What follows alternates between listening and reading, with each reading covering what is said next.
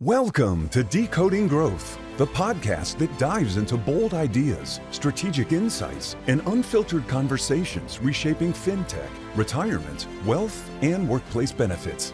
Together, we'll cut through the noise and uncover the signals driving next-generation innovation. And now, here's your host, Will Prest. Welcome to Decoding Growth. This show is for founders, investors, and board members navigating the real decisions behind innovation. Today's podcast guest is Mahesh Natarajan. He is a techno-business leader with over 25 years of experience driving innovation in the U.S. retirement and insurance sectors. As the CRO of Congruent Solutions, he oversees global growth, client relationships, and strategic partnerships specializing in SaaS-based plan administration, and sourced solutions for record keepers and TPAs. Before Congruent, Mahesh spent nearly 25 years at Cognizant, where he served as North America's head of life, retirement and benefits, and led strategy for the Insurance Solutions Group. A specialist in business transformation, he's a frequent commentator on how technology can deliver the 3 E's: experience, efficiency, and effectiveness. Welcome, Mahesh. It's great to have you on the podcast. Glad to be here, Will. Thank you for inviting me. I'm looking forward to a good conversation on decoding growth for the industry. Yeah, I am too. And we have some really interesting themes that we've lined up. But before I go there, I wanted to call out, in your bio, you call out being a techno-business leader. Tell us what that means and why is that important today? It is important for a simple reason, right? For the first 4 years in my career, I was a computer science engineering graduate. I didn't even know what business I am serving, right? I was a developer. I was developing things. And it took me many years to realize I'm doing all tech things to support a business. It's, come a long way, I believe, and still learning. So end of the day, whatever we do in tech is enabling business, which itself has other bigger purposes in our industry, providing access to plans and education to participants. So that's why I kind of fashion myself as more and more focus on the business, technology as a means to an end. Yeah, I like that. I don't think you can do anything today without technology. It's from ordering your groceries to turning on whatever, entertainment that you want to watch to anything that sits on your desktop. But I think that connection between how technology is really enabling and frankly solving problems I think we couldn't think about even solving before is really interesting. But then, of course, bringing it back to what's the value to the user and the consumer and the business. Exactly. In fact, if you think about it, in our industry, the people who need the most help get the least help because the only way to solve for that is using technology where you can bring down the cost of serving them is how we think about it as a company. I personally, and that's my conviction as well, that that's the only way to solve for challenges in the industry. I like that. That's a great place to jump off. Could you kind of help ground the listener in how does Congruent create value and what is its place in the DC retirement plan ecosystem? Sure. Congruent has been around about 20 years, right? We've been creating value specifically in the TPA and the record keeper space. I would call our first evolution of the company was all around compliance services. The second evolution is the modular technology. We're going to deep dive into that today.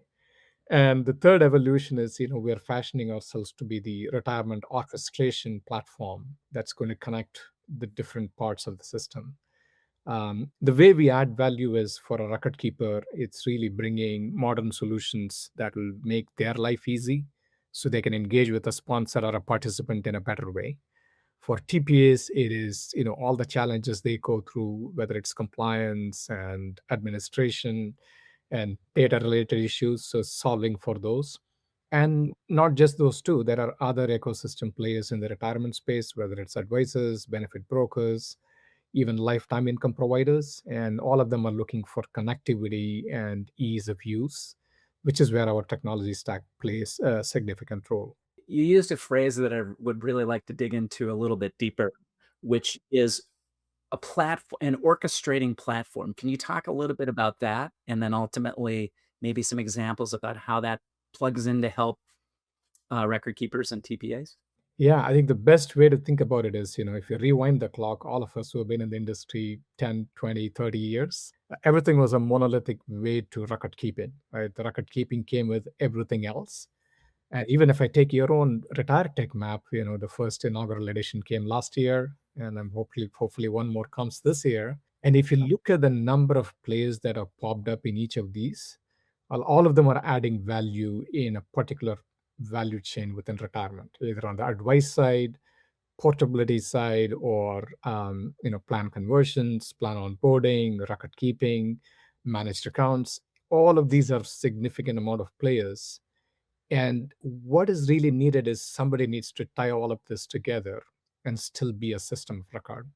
And that is where I see an evolution of record keeping platforms becoming more and more the infrastructure layer, connecting all of these things using APIs and all the different technology nuances. But eventually, for the end user, it shouldn't feel like there are 50 things in that box.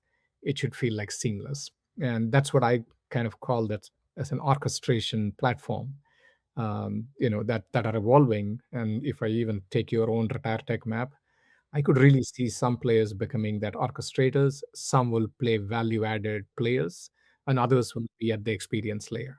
Yeah, no, I think you're really, yeah, I think you're right on to something. And in terms of the retired tech, there will be a new generation evolution because we named the first one, you know, version 1.0 on purpose. I think you actually called me 2 hours after it came out a year and a half ago to say we should be on the map.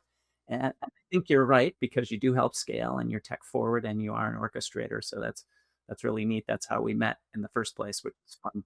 Could you maybe drill down a little bit deeper and give us maybe a use case or an example where if you've mentioned two things, one, the orchestration, but then also when you're meeting with these record keepers, they have big investments in systems already and they're very large. So how do you start with them and how do you kind of break that up and add value, but not have to maybe reinvent the entire system because that might be difficult to do.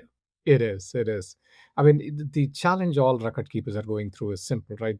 They cannot make massive capital investments because record keeping fees are going down. And at the same time, they need to grow, they need to modernize, they need to open up APIs. So that's the conundrum everybody has. So, how do you solve for this, right? If you just rewind our own history, about 10 years back, we went live with one of the big record keepers, and they tried to solve for specific issues rather than rip and replace the whole thing, because there are a couple of examples in the industry where people tried to do that. It was a spectacular failure. And I think you might have said this about enterprises being snowflakes in a nice way, right? Everybody has different types of systems, legacy, and all this monolith. And the way we think about is, can we solve for one issue, which means let's take the whole contribution processing. Could that be made self-service? Could that be automated? Could that be simplified? And which is where this whole modular approach to modernization takes shape. And the value is not just for the record keeper because they're going to be more efficient and they can be more competitive, but the sponsors are going to be more happier because they're not trading spreadsheets and emails. It's a lot more intuitive for them to submit payroll data and census data. Downstream, whoever is the TPA and others who are dealing with compliance, they're going to be happier because there's clean data coming through end of the year testing. And eventually better data means, the advisors are going to be able to use that and serve the participants for their retirement needs. And because fundamental to all of this is clean data, right? Without which the industry is going to struggle. So we think these modular approach to transformation is where I would say all of them. I don't think anybody is excluded in this. Everybody in the big record keeping space is going through some form of, I would say, modernization. And all of them are benefiting from this, take one bite at a time at the apple and solve for it versus massive changes. Yeah. You mentioned a couple really interesting things in there. So I want to ask, how do you sequence this or where do you typically think the first place is to start? You mentioned data. I'd like you to address data a little bit, but then there's so many, and I also like your idea of a modular approach because a very large organization just can't say, I want to overhaul the whole system. But if you can show them lanes or streams where you can add value? So maybe you have an example. Absolutely right. I've seen a couple of patterns, and there is no right or wrong answer, right? Depends on where a particular record keeper or a retirement provider is. Some work with a big TPA base, right? So I think they sell through, they work with TPAs. Some go direct, and some have a hybrid business. So that's the starting point, right? What do they want to solve for? The second starting point is everybody has their uniqueness in terms of what is their business strategy, what is the differentiation they want to deliver, right? Is it advisor differentiation? Is it participant? Is it plan sponsor differentiation? Or is it the TPA? So that's kind of the starting lens. And the second lens invariably becomes, where can they really get return on investment in a very quick time span, right? Not 3 to 5 years, but 18 to 24 months. Where can I make a very quick impact?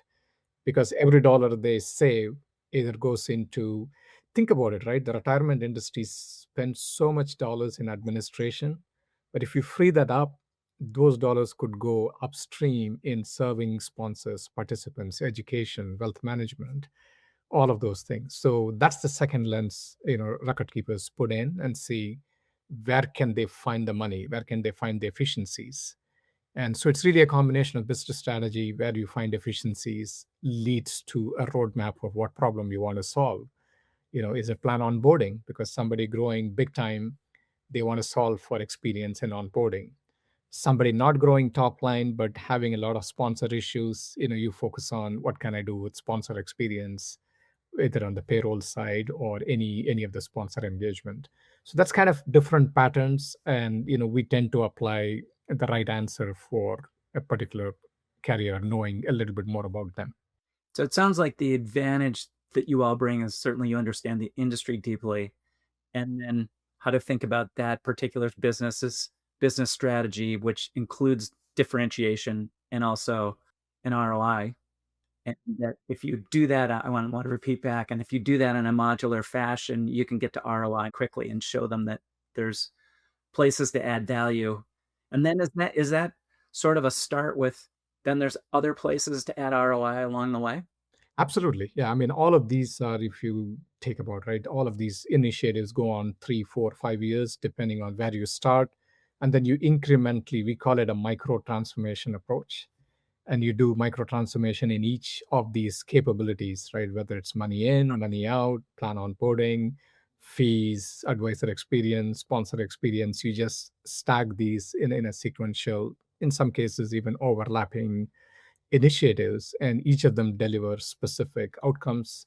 And which is why I think you mentioned about the 3 E's. And, I'm very, that's the way I measure ROI, right? Because any initiative has to be measured with those three lenses, which is it delivering efficiencies, and is it delivering more an effective business model so that you're cutting down nigos, you are, you know processing things faster, the turnaround time is no more a week but it's in hours.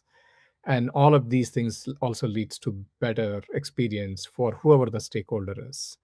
So that's kind of the broad lens of how I measure ROI for each of these micro transformations. That's interesting because I have found that not any one criteria can usually give you the cutoff answer, right? But by compiling the kind of experience they want, the efficiency and ROI that they want, and the effectiveness layered on to what is their business and what's their overall business strategy and goals, that's where you come in. I think that lends this conversation to something really interesting. So, in our pre conversation, we talked a lot about the different trends that you see. And one of the things that really caught my eye is recently you purchased IXP, and you're now also providing retirement income. So could you talk about sort of retirement income, why that acquisition was important to you, and what do you see that it unlocks? Correct. There are a couple of themes that all of us know, right? There's so much focus on accumulation, which is still important because there are another roughly 40 to 50 million Americans who don't have a plan or access to plans. That's important. That problem needs to be solved. But on the flip side, there is also a demographic shift happening around the decumulation and the income side of it, which means there's a significant amount of people need to know about secure income as they retire, because social security is not going away, but there are going to be challenges. and people need guaranteed income. So we thought about what's the macroeconomic and the situation. Second, we also thought about our own value addition to clients, because clients have said, look, you have software that solves for the accumulation phase. What do you have for the other side of the house, decumulation and income solution? And this opportunity came up from IPX retirement, because they were unbundling their business, selling the record keeping to somebody. So there was software asset that was available, and we said, it's a good investment to make, because long run this is going to pay for itself as the industry starts adding in-plan income solutions to the retirement plans over the next, I expect, 3 to 5 years. That is going to become important as one of the revenue streams, right? It doesn't mean income for participants is going to come only through that, but it will become one of the revenue streams. And because there was a client demand, a macroeconomic theme that we felt, and it was very adjacent to what we are doing, because we're focused on record keeping and retirement, and it was very adjacent to our business, it made a lot of sense to add it in and bring it to our clients. I spent a lot of time in retirement income and that part of the business, and just helping people, if you think about it, helping participants when they're ready to retire recreate their paycheck and their benefits, right? But I also know it seems like it makes good sense. So test me on this one, that it's a great idea and products are out there, but the actual piping behind the scenes from the product companies into the retirement plan and how that works is part of been sort of the last mile that's just really been difficult to solve for. Is that what your solution does? Is it's really creating the software and the connection points? Right, right. It's more than just the connection points and middleware, right? There are a few middleware solutions that are out there that have been had there for some time now. But as you said, right, it is just not about connecting data between a record keeper and an insurance provider, but it's really cashiering function. It's just providing that experience for the participant who, for the first time, is coming in thinking about what income do I need, how much do I need, and really guiding them towards the right way to secure that income path. If you collectively put all of these into one bucket, I think it's the overall experience of securing an income is kind of what this software provides. So it's more than a middleware, but thinking of this end to end and operationally, as you mentioned, there is money flowing between the record keeper and the income provider. There is a custody involved, there is cashiering functions. There's a lot of operationally heavy things that needs to be handled. We thought we'd solve for that rather than just being a data middleware. Yeah, great. So again, you're sort of fulfilling your three E's, right? Exactly. Another theme that I think is really hot that I would love for you to talk about, and how it might matter to record keepers, and then how it also might matter to, intermediary advisor groups, which is the whole retirement to wealth convergence. Can you talk about what you're seeing there in terms of themes, what you think's happening across the industry, and what's a little bit different in the last year versus 5 or 10 years ago when we were talking about this? I think the best way to think about it is, some of the advisors I speak to, both on the plan advice as well as the RIAs, I think clearly we're seeing the dissolving of the boundaries, right? Because the RIAs want to get into plan participants, and then the plan advisors want to go the other way around, right? Because they know the plan, they know the participants, and so that's clearly moving fast enough. But I recently was speaking to an RIA, and it's an interesting conversation, right? He works with some of the big box record keepers, and I think where I don't want to call it a battle, but let's call it a little bit of a friction that's going to happen, which is around the control of data. I think we think about control of participants, but I really think about the control of data, because this RIA really wants control of the census data with which they can enhance it and build relationship with the participants. So they want more control of that and then work with the record keeper. And I think many record keepers are obviously open to that type of a model, but there may be a few who may be running into this friction, right? So that's the first theme. I think you would see that in the next 2, 3, 4 years to evolve. I think the second one is the smarter record keepers are going to realize, they're providing, we called it this record keeping infrastructure and certain other services, and let these RIAs leverage them. and get out of the way. So they let the RAs be the front end of all of this. Is the second one I'm expecting to happen. Meaning a certain set of record keepers are going to facilitate this, make them a preferred platform, record keeping platform, because they're facilitating. Exactly, right. They don't want to be a walled garden of where you really cannot do anything with them. Um, so they're going to open up their data and build trust with these advisors, both sides. And I think those are the ones, in my view, long run are going to prosper from, back to this growth story, right? The more they do that, I think these advisors are going to bring more plans to them. And on the reverse, they're going to get more access to the participants and be able to advise them and hopefully groom them to be wealth management clients rather than just a managed account participant clients. The other one I want to mention, right? This is something I saw this morning. Apparently, this month is Women's History Month. And there was a news on investment news this morning, which is an interesting one, which is about female advisors are going to disproportionately benefit from this great wealth transfer that's likely to happen in the next several decades.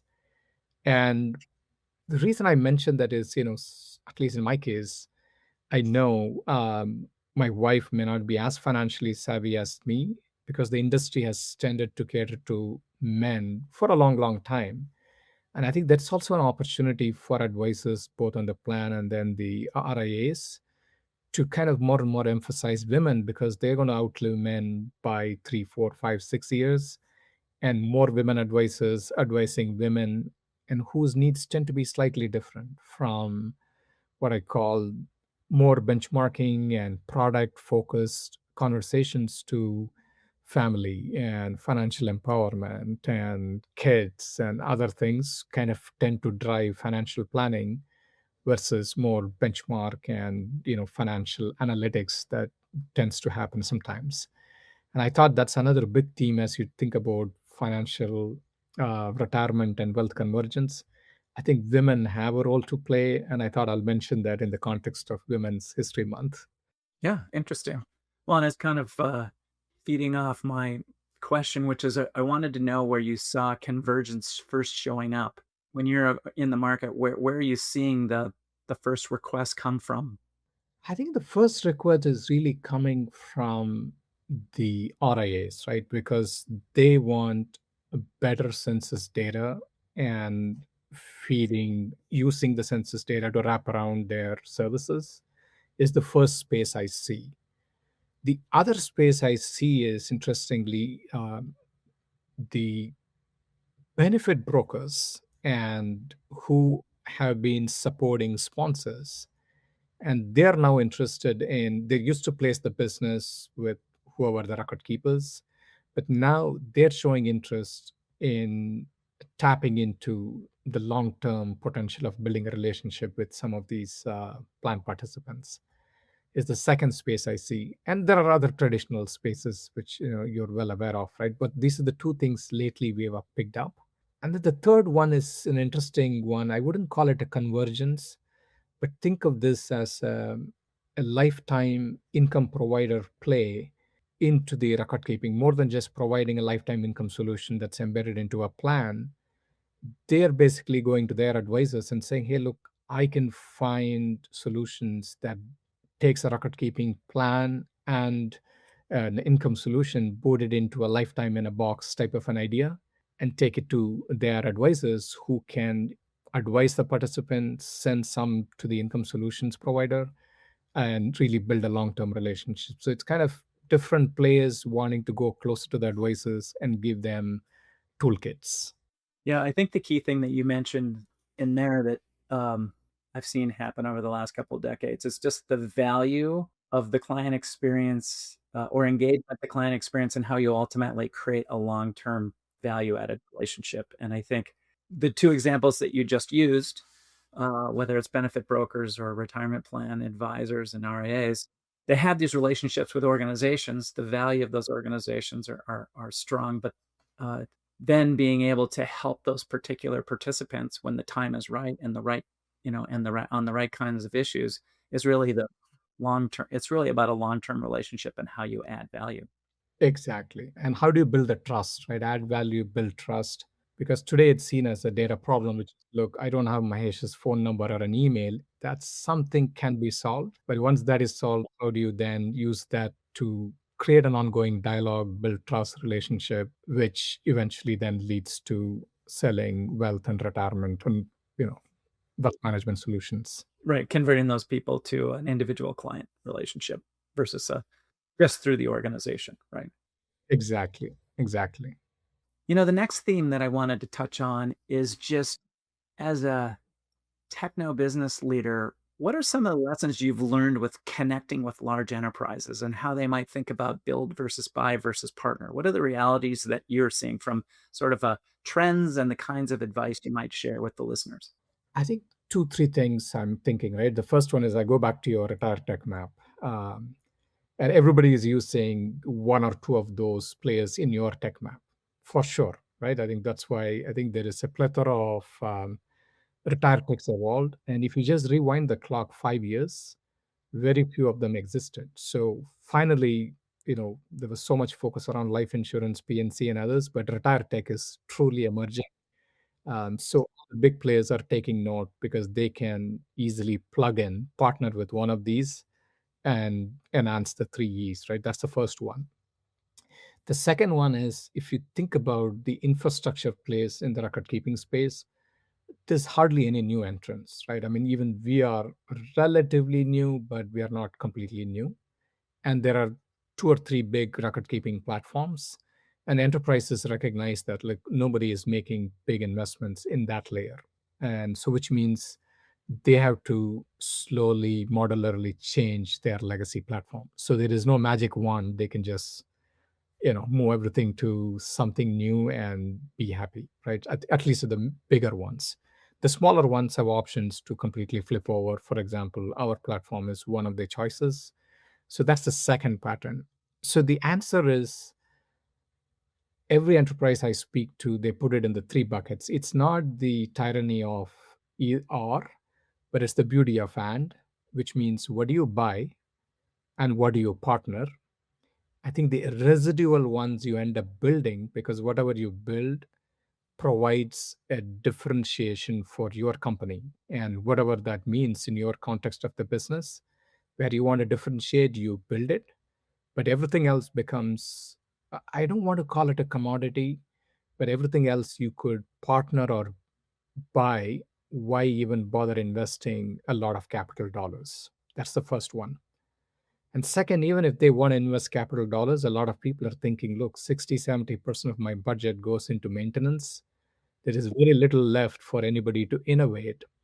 And whereas everybody in your retire tech map is almost their foundation is innovation, because they were all bootstrapped, they came out of nothing, and they're solving for specific problem, and bigger organizations cannot out innovate these smaller ones.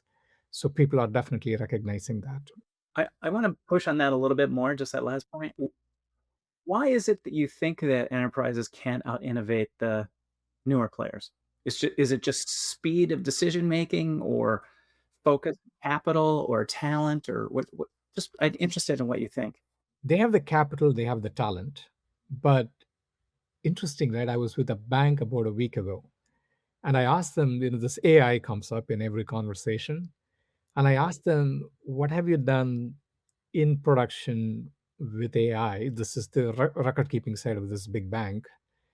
And they said, look, we have done nothing. We don't want to do anything because there is just so much risk in exposing something. And big companies tend to think risk first before innovation, before capital, before talent. So, in my view, that's the first one.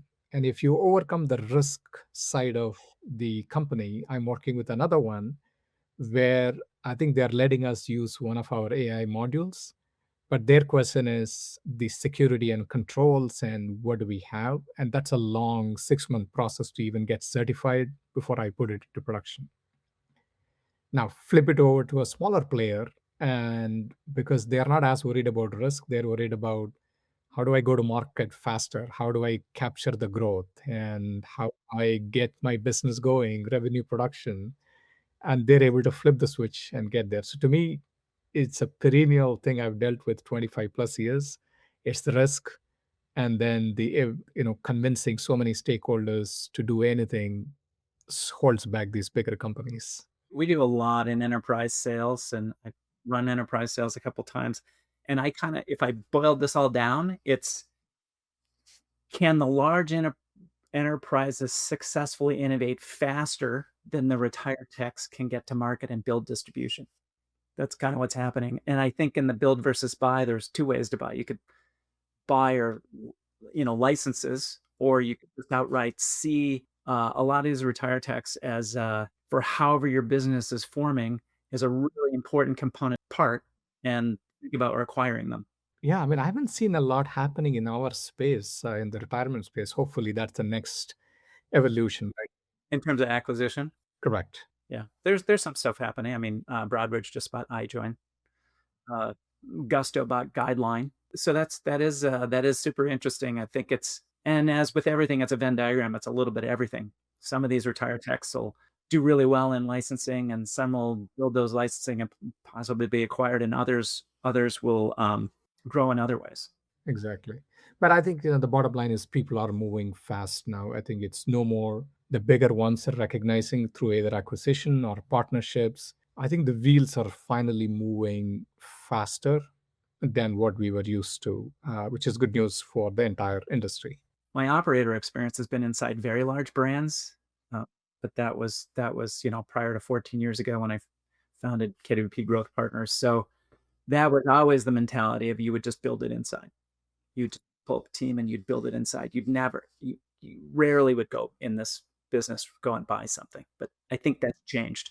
It is changing. It's changed. I mean, we have been one of the beneficiaries of that because people are buying what we have and they bolt on to what they have, and then they look at your retire tech map, pick a few from that, and really the value is in how fast you can assemble these go to market versus trying to build, right? I think that recognition is pretty clear in most of the players I speak to. Yeah, and some of the feedback that we've gotten is different retired tech founders have called us back and said, what's great about this map is I didn't know these other folks, and I called them because suddenly they can work together to be a large enterprise's tech stack or a part of that, connect those pieces. So, and we've talked to consultants as well that have asked questions around different retired techs and how they might literally stack up, as well as how they work with others. So super interesting. Is there anything around the large enterprises that might be words of wisdom in terms of what drives successful adoption and or what might get in the way and cause failure? I think, here is where large enterprises struggle, right? Because for us as a modular company or any retire tech, we tend to think of as the center of the universe, right? Of whatever it is. But in large enterprises, we end up being one spoke in a wheel that has 50 other spokes. And I think the sooner retire tech companies realizes that, look, we are just one among many things that needs to be orchestrated, I think the better we can engage with the large enterprises to drive adoption and integration. I think that's the first one. I think the second one, the smarter ones in the large enterprises are making foundational investments in APIs and integration platforms so that they can start to connect with more than one in the retire tech space. And because they realize, the integration layer is going to speed up. As an example, right, we are working with somebody that is going to be using our match calculation engine, but they're also working with another student loan platform, which is, I think, in your retire tech map. But we are connecting to that as well as to this record keeper and thereby adding value. So they're thinking ahead on how do I create this integration. To me, those are the two things that have driven, right? Recognizing the complexity on the other end and then thinking about the integration have really driven faster adoption of these technologies within large enterprises. That's super interesting. I want to touch on another theme, which is kind of this whole idea of embedded retirement and new way to get to market, and how products or solutions are kind of coupling up with each other. Could you talk about how that's creating new business, new inflows, what's happening in retirement? Absolutely. I mean, this is, we can talk for hours on this topic because I'm, so I should come down, see you in Minneapolis over a dinner. We should dive deep, but I'll just provide a couple of quick, so think about this way, right? Essentially, retirement business is what there is money coming in and money going out. So those are the big, I would say, and in between it, money is invested and then you generate returns. So if I think about the rails, right, I call the embedded rails for money in. There are different ways money could come in, not just your payroll. Of course, payroll is the predominant one. Now we talk about student loan match. Now there is the whole Secure 2.0 savers match, the Trump accounts, and there are different ways money is going to come in. So there is going to be an embedded, I would say, ways to bring that money in. So that's the one opportunity. Similarly, when money goes out, whether it's for somebody trying to do emergency savings, or they're moving money to IRAs, they're doing Roth conversions, they are porting, they're consolidating all their 401k accounts. It could be any number of money out, or it could be RMDs. In my view, that's another embedded opportunity. Not just see that as just a payment. As an example, if somebody is 55, they have five different 401k accounts, and they are trying to decide, okay, do I consolidate all of them, make it easy, move some money into my IRAs, some into a lifetime income? How do I make that process easier? So that's an embedded opportunity for income, I would say, platform players. Third one you mentioned, which is, if you just think about, I know you mentioned at the beginning about advisors and even workplace solutions. I think more and more the workplace platforms, whatever they are, I think you mentioned Gusto as an example, which is a payroll platform. But if you think about other broader HR platforms, workplace platforms, I think there was a recent example, I believe, Carta doing with Westwell. Yeah, that was just in the news in the last week in a couple places, not only NapaNet, but prior to that, Bloomberg, I think on Friday. Exactly, right? And think of these platforms as onboarding new employers, and with that comes employees or participants. And they become another front door for everybody to bring in, a plan that could be plugged into these platforms or vice versa. So I see that as another embedded opportunity. And I see all of this as just the beginning of, I would say, an embedded retirement, because wherever money comes in or money could be distributed, those becomes the opportunity for embedding a retirement solutions, saving solutions, in my view, eventually, and including wealth solutions, because wherever there is money, people are spending or people are saving, and that's the way to think about embedded place in this industry. Yeah, that's very interesting. And I think Carta's focus was on new venture, more founder-led early ventures where equity was a very important part of the entire comp formula. And so making sure that that was harmonized with what's happening with the plan and compensation and connecting tools like the JPM has makes good sense. Yeah. Exactly. They're getting in early, right? So they know that those industries, those companies will grow. Eventually, their employees will grow. And as you said, it's just not about a retirement plan. There is a variety of solutions we can sell, whether it's equity, comp, non traditional plans, and everything else. I like your principle-based thinking of just it's money in and money out, and then all the different places that it could happen. That's a very good. How might that and other trends just be affecting TPAs and record keepers? What kind of channel dynamics are going on there? Because all of these things are affecting these major players, right? That are part of the ecosystem. What do you see happening in those channels? I think TPAs, there are two things that are happening, right? The first is there's a lot of consolidation, which is known. That's one piece of it, which is a good thing, because they are consolidation means good things for TPAs to invest in technology, so they can be more technology first. Means they can integrate with record keepers and provide more value added solutions. I think the second piece all the TPAs are asking is they don't want to be held hostage to, again, the participant and the sponsor experience. They want to be serving them and use record keeper in the backend. So this is one segment of the TPA. I think the independence, going back to decoding growth, the independent, I would say, record keeping TPAs are basically asking the question, are we relevant and can we grow? And do I have the technology to do all of this? Because they are being outcompeted on price and everything else by the bigger ones. So that's the second piece of what we see within the record keeping TPAs. And if you just step back, right, everybody in the TPA space has purchased a bunch of tools over the years, and now with AI, there are opportunities for using some AI based tools. But people are now starting to think, look, is that the path they should have gone? Trying to buy 15, 16, 20 different technologies. And now on their hand, they're sitting with all of this. And how do I make all of this work together? So they're back to our orchestration. So now they're thinking, is there one thing that does all of this so that I don't need to be dealing with this mess? And is there somebody that will take care of all of this for me? And they can really go back, focus on either selling plans or servicing plans. So that's an emerging pattern. I expect that to play out in the TPA space in the next several years, I would say.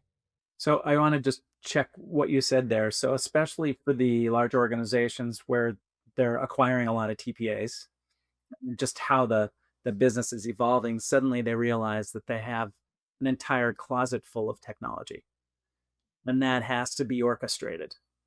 And it may be too heavy of a lift to determine what's the primary record system of record, what are the other ones that connect to that, and maybe that should be partnered or outsourced. Is that what you're saying? It could be outsourced, it could be simplified to begin with, right? If they're dealing with, let's say, 5 different ways of doing compliance testing, and you have, let's say, 15 offices you've acquired over the country, how do I streamline all of this in one way of doing it so everybody does compliance the same way? That means efficiencies for the TPA or even the PE firm that acquired them. I think there is a lot of that streamlining, centralizing, standardizing happening. And the result of that is, bringing in more standardized technology versus having all of this piecemeal that they have acquired over the years. And it's almost like cleaning your closet and just bringing in some fresh clothes. Yeah, that's very interesting. You mentioned it earlier, and I want to bring it up. I mean, you can't open the paper or frankly open your email or even do anything on your desktop without AI sticking its head into it, right? So how do you think about, and I believe you also include AI tools, so it's multiple part projects in your business. But maybe globally first, talk about the industry. How do you see AI changing the dynamics and shifting what's happening in our business? Who's it going to affect? Um, how's it going to help them, or might force them to evolve or adapt? You certainly can't stand still. I know that for a fact. I wish all of us have a crystal ball on where AI will take us. So I think we can still observe certain patterns and where I think there is value we can add to our own platform and eventually to sponsors, participants, record keepers. I think I would say my outlook is going to be what will happen in the next, say, 6 months to a year. After that, who knows? With artificial general intelligence and other things happening, the whole game will be changed. I see it in simple lens, right? Can we embed AI in a way it is invisible? Because if I make AI for AI, then it's very onerous for somebody to use. So make it invisible in any workflows. An example, right? If somebody uploads a plan document from my prior provider, can I use AI to take information out of the plan document and put it in a plan, setup screen, and then say, Mahesh, take a look at it now, approve it. I've simplified it without talking about AI. Right? Can I embed that in a way it is invisible, embedded, and you can trust it? Because if the outcome is not good enough, I'm not going to trust it. So those are the three anchor points for me. It should be invisible, embedded, and I can trust it. Then, if I have those, where do I embed this in my retirement processes? Is it plan onboarding? Is it payroll mapping? Is it even in compliance alerts? You can really look at administratively burdensome tasks where you can apply this. That's the first step, in my view, where we can create value. I think the second step, which is a very slippery slope, is can you really bring all of this to some form of initial advice? I wouldn't even call it fully advice, but assisted advice for whoever is. It could be a sponsor, could be a participant. Can we use this assisted things? I think the third one is, which is what is getting interesting. I recently saw a demo from my team who are talking about, think about an investment lineup that you are an advisor, plan advisor, sitting with a sponsor and saying, okay, here is the menu of investment, which is running into pages, right? There are 20, 30, 40, 50. You're scrolling through the screen, but can I change that using AI to be more an AI assisted Q&A, which will list my investment lineup? Basically saying, hey, Mahesh is having 20 employees, they're this age profile, and they like to be more invest in funds that are socially conscious, and tell me what are the five, versus scrolling through a bunch of things, filters, and it's a messy one. So I'm starting to see embedding of AI in the product itself. And those things don't get you into regulatory or other trouble. So it's really efficiency for focused, and some of these experience focused items is where I would see the next 6 months to a year. After that, I don't know. We may have to talk again in another 6 months and see what happens to AI. It is moving really fast. I want to ask you a really current news story that came out. So, Anthropic just named a head of wealth and retirement, and he actually comes from our industry. He was running Pantera. I know you don't have a crystal ball, but what kinds of questions does that bring up? What does it make you think? I think it's the way they have been communicating, which is actually very, in my view, refreshing. Is we talked about embedded solutions, and they want to be the engine behind you doing these things in your platforms, whatever the platform is, and they're going to bring solutions that people would not know it is Anthropic's, but I could use Anthropic behind the scenes to make my product better and the service it offers better for the constituents. And that's true for any other platform company. So if people see them as competitors, it's going to be problematic. But if people see them as an embedded, value added platform, it's almost, think of it this way, right? Everybody is used to cloud now. And we should just think of Anthropic as another cloud layer that we use to enhance our products and services. Then more ideas will emerge on how we could be leveraging that. I mean, end of the day, they care about how many tokens you use and they get paid. So that's how they're thinking. But I think they making an investment in the retirement wealth space is telling on where AI could lead us to. I think it's also telling in the types of organizations they must be working for, because Anthropic has clearly put a stake in the ground that where they see their business model is to be a B2B provider, and that's they're tuned to the enterprises and really large enterprises. And in fact, their growth trajectory is 10x of OpenAI. And by summertime, it's expected that their overall growth will be and size will be bigger than OpenAI, even though OpenAI got a really big start. Consumers are, the consumer universe is billions and millions of data points, and enterprise is different. They're long term. They have budgets. They have business models. They will commit to things. So I think it's just a very different way to go after the business. I think that's a really big signal that they're thinking about our business. I really like. I hadn't thought about that. I really like your.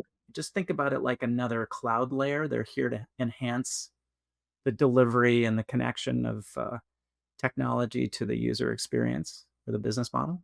Exactly. And that's the stated objective as well. So I think more will come from their cloud layer, which may be more an infrastructure at this point. They may end up creating agents that are better at, let's say, investment inputs advice, or it could be agents that are doing specific things which can be consumed by any of the retirement players. It could be a record keeper, TPA, or even platform providers like us. And which is why I go back to this unbundling of record keeping, and orchestration, the emergence of orchestration, and the unbundling. When this happens, you need to orchestrate what does Anthropic offer, Let's say, what does Nestimate offer? What does somebody else offer? I need to start connecting all of these things. And the value is in orchestration, not monolithic systems that we are all used to. Right, because it seems like with AI now, you can take all these component parts and connect data sources that you could never connect before, and thus you can get things you never could imagine before. I actually think that's part of the reason why, financial wellness has really accelerated. It's one of the largest areas of our map. It will continue to be a large one, and I think it's because people really need help.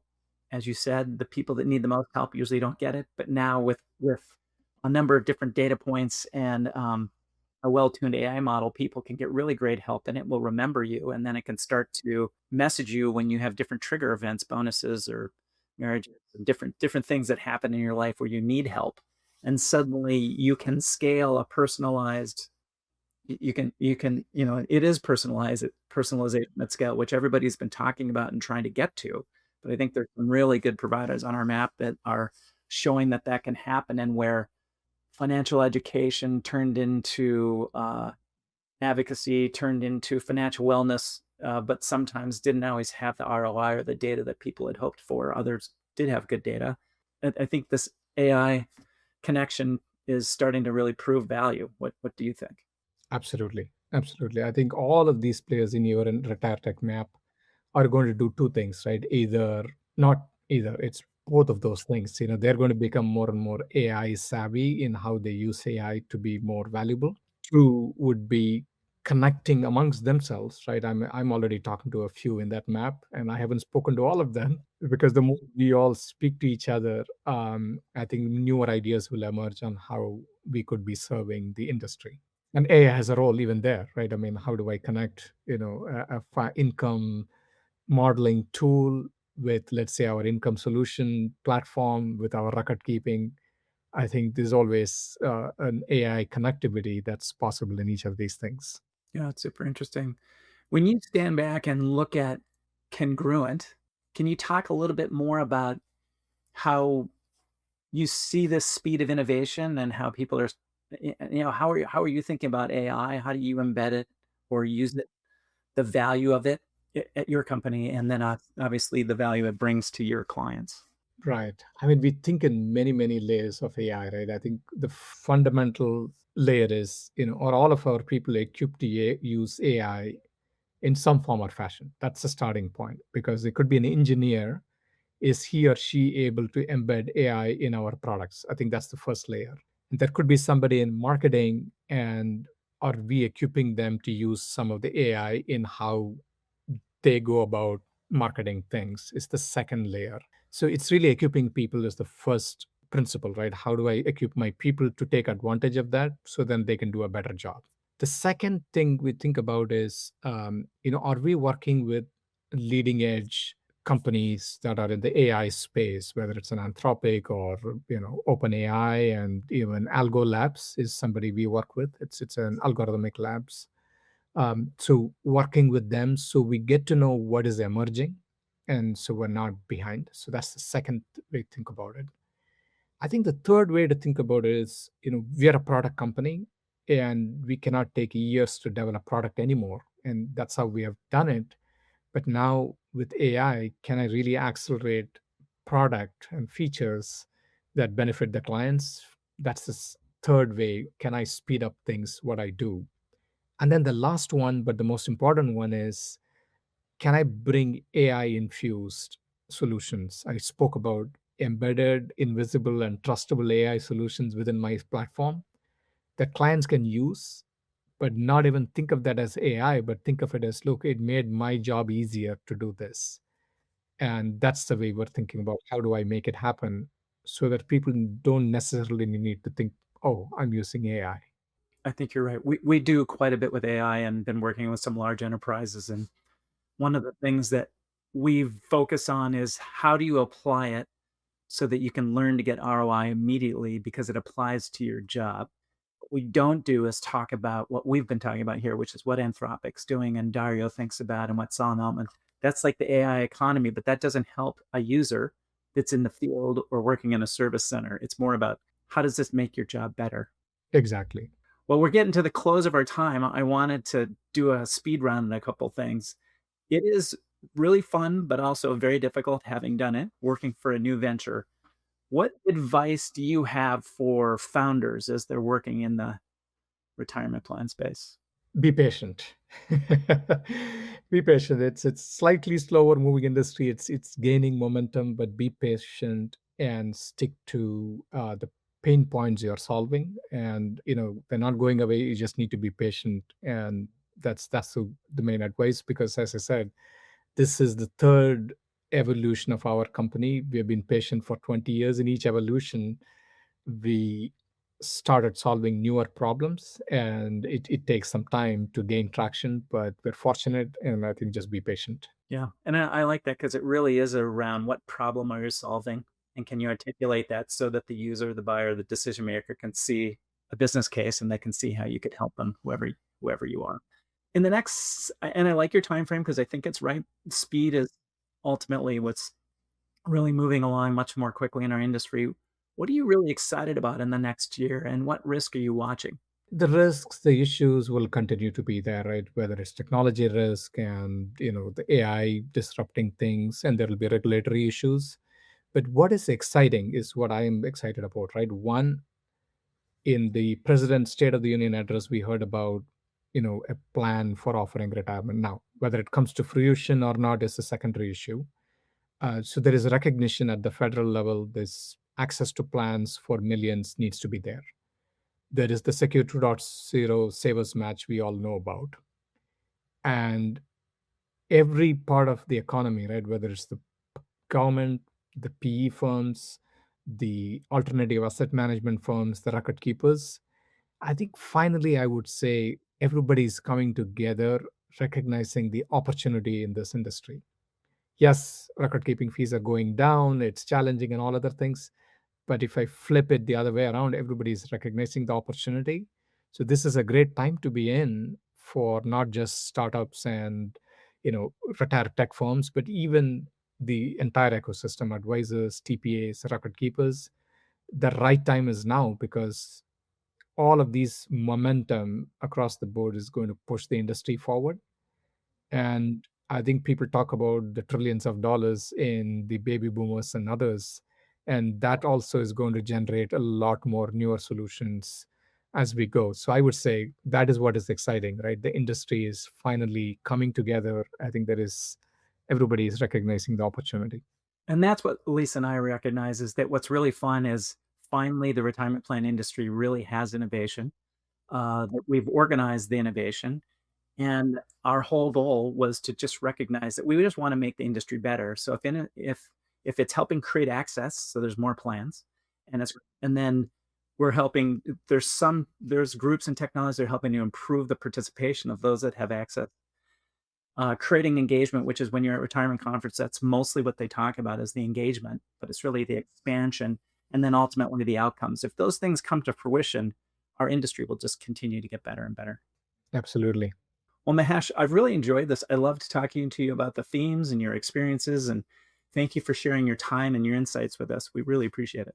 Thank you, Will. This is fantastic. I loved this as much as you did. And yeah, look forward to some offline conversations. And yeah, have a great afternoon. Of course. So for you listeners out there, if you're building or buying in this ecosystem, reach out to us. Thank you for tuning in, and please subscribe, share, and send us your toughest innovation questions. We appreciate your time. Thank you. Decoding Growth is more than a podcast. It's a lens on what's next. If today's episode sparked something, join the conversation. Subscribe, share, and connect with us at kwpworks.com. Until next time, keep building what matters.